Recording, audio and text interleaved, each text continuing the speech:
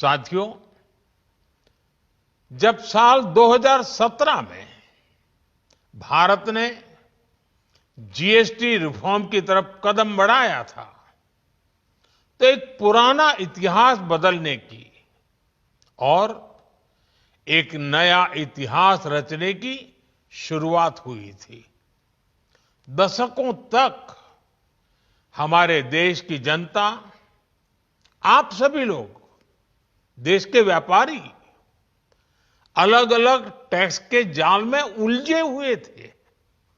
Octroi, entry tax, sale tax, excise, VAT, service tax, न जाने भांति भांति के दर्जनों टैक्स हमारे देश में थे।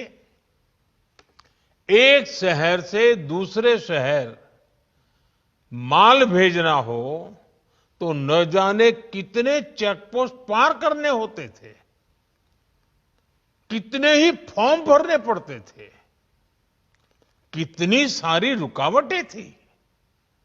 हर जगह टैक्स के अलग अलग नियम थे।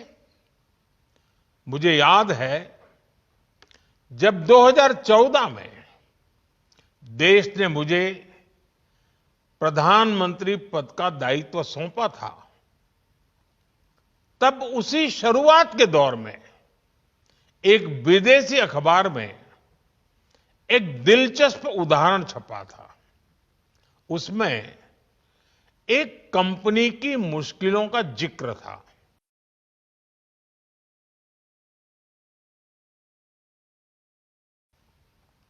उस कंपनी ने कहा था कि अगर उसे बेंगलुरु से 570 किलोमीटर दूर हैदराबाद अपना सामान भेजना हो तो वो इतना कठिन था कि उन्होंने सोचा और उन्होंने कहा कि वो पसंद करती थी कंपनी कि पहले अपना सामान बेंगलुरु से यूरोप भेजें और फिर वही सामान यूरोप से हैदराबाद भेजें। साथियों, टैक्स और टोल के जंजाल की वजह से ये तब के हालात थे। और मैं आपको सिर्फ एक पुराना उदाहरण याद दिला रहा हूं। तब ऐसी लाखों कंपनियों को, लाखों करोड़ों देशवासियों को अलग अलग तरह के टैक्स के जाल की वजह से हर रोज परेशानी होती थी। सामान को एक शहर से दूसरे शहर पहुंचने के बीच जो खर्च बढ़ता था, वो भी गरीब को उठाना पड़ता था।